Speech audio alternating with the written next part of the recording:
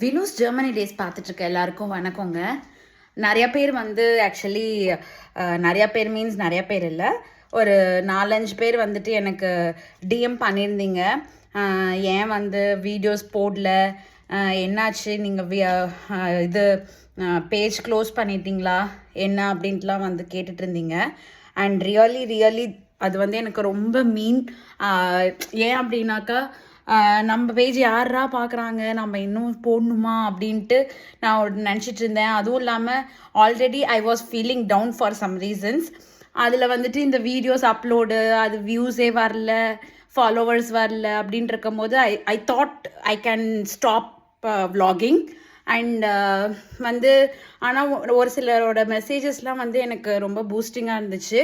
இன்னொன்று என்னன்னாக்கா, நம்ம டவுனாக ஃபீல் பண்ணாலும் நம்ம இந்தியாவாக இருந்தால் கூட தாய் கிழவி மாதிரி நம்ம போய் ஊர்கிழவி மாதிரி நியாயம் பேசி அதை எப்படியே கொஞ்சம் சார்ட் அவுட் பண்ணிடலாம்.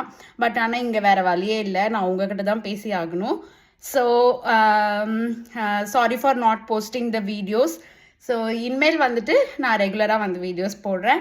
And thank you so much for your support. நான் சத்தியமாக வந்து எக்ஸ்பெக்ட் பண்ணவே இல்லை வந்து டிஎம் பண்ணி கேட்பீங்க அப்படின்னு சொல்லிட்டு. அப்புறம் இன்னொன்று என்னன்னா, நான் ஒரு ஃபாலோவர் கூட நான் வந்து நேற்று வெளியில் போயிருந்தப்போ பார்த்தேன்.